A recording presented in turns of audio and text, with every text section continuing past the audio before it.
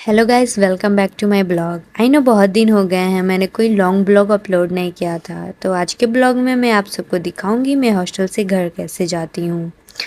तो मेरा घर पहुँचना इतना सिंपल नहीं होता है क्योंकि काफ़ी व्हीकल्स चेंज करने पड़ते हैं और कहानी यहीं ख़त्म नहीं होती है। चलिए शुरू से शुरू करते हैं आज का ब्लॉग। तो घर जाने की जर्नी शुरू हुई हमारी एप्लीकेशन से। तो हमारा एप्लीकेशन सबसे पहले प्रिंसिपल सर साइन करके फॉरवर्ड करेंगे हमारी वार्डन मैम को, वहाँ से हमें गेट पास मिलेगा और फाइनली हमें परमिशन मिल गई घर जाने की। अगली सुबह जल्दी से रेडी होके हमने नाश्ता किया, उसके बाद से ऑटो बुलाया, ऑटो में बैठे हैं। उसके बाद से बहुत सारा मस्ती किया हमने ऑटो में, बहुत वीडियोस बनाए, बहुत ट्रेंडिंग वीडियोस वगैरह हमने बनाया। उसके बाद से देखें बहुत इतना ज़्यादा धूप था, फिर हमने अपने दुपट्टे से सर ढका क्योंकि सनस्क्रीन तो काम आने वाली है नहीं जो आएगा दुपट्टा ही आएगा। उसके बाद वहाँ से हमने घर के लिए कुछ चॉकलेट वगैरह लिए, तो हम में चले गए शॉप के पास।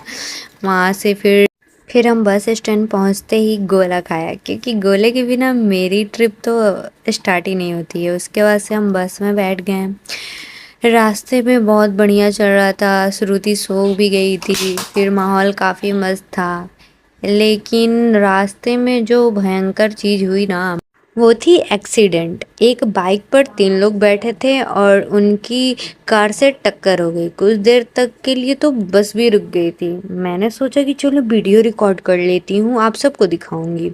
लेकिन जब कैमरा ऑन करना था तब कैमरा खुल ही नहीं रहा था। इतना गुस्सा आया, इतना हुआ, मुझे क्या ही बताऊँ। सबसे अच्छी बात यह है कि किसी को सीरियस चोट नहीं लगी, लेकिन पूरा सीन हमारी आंखों के सामने हुआ। बाइक वालों की गलती लग रही थी, फिर भी उन्होंने कार वाले को डांट दिया। बेचारे कार वालों की गाड़ी का काफ़ी नुकसान हो गया। खैर, गोरखपुर स्टेशन पहुंचकर ट्रेन का वेट किया, फ्राइड राइस खाया, फोटोज़ क्लिक किए, फिर ट्रेन में बैठ गए। ट्रेन में एक अंकल फुल वॉल्यूम में वीडियो देख रहे थे, मूवी देख रहे थे। मैंने सोचा थोड़ा रेस्ट करूंगी, लेकिन मेरी नींद का तो सत्यानाश ही हो गया। क्या ही बताऊं उस अंकल को, मैं कुछ बोल भी नहीं सकती थी, पब्लिक ट्रांसपोर्ट था, क्या ही बोलती।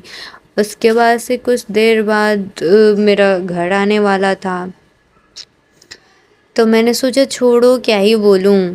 उसके बाद मैं थोड़ा देर के लिए ट्रेन के गेट के पास चली गई। वहाँ का व्यू इतना सुंदर था, बस मैं देखती ही रह गई।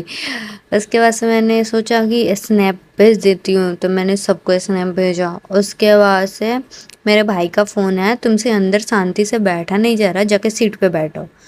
फिर मैं वापस अपनी सीट पे चली गई, बाहर के व्यू एंजॉय करने लगी। लेकिन कहानी ख़त्म यहीं नहीं हुई। वहीं अंकल जब खाना खाने लगे तो इतनी आवाज़ करके खा रहे थे कि मैं बस क्या ही करती, इग्नोर ही कर सकती थी। और क्या ही कर सकती, इतना गुस्सा आ रहा था, लेकिन फिर मैं इग्नोर कर दी। मेरा स्टेशन आ गया सिवान।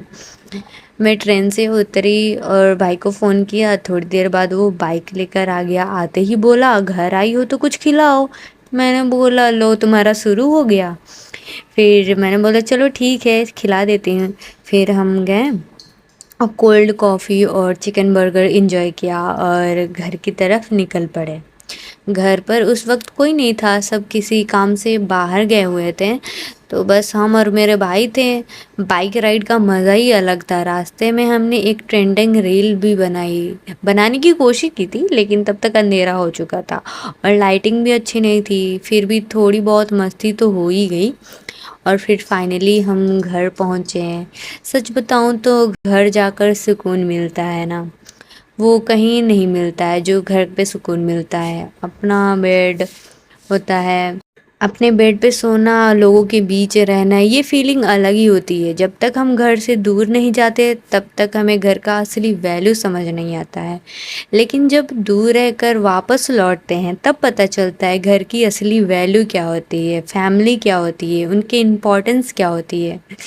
बस दोस्तों, आज के ब्लॉग में बस इतना ही। अगर वीडियो पसंद आई तो लाइक, कमेंट, शेयर ज़रूर करना और चैनल को सब्सक्राइब भी करना। मिलते हैं नेक्स्ट ब्लॉग में। Thank you for watching me.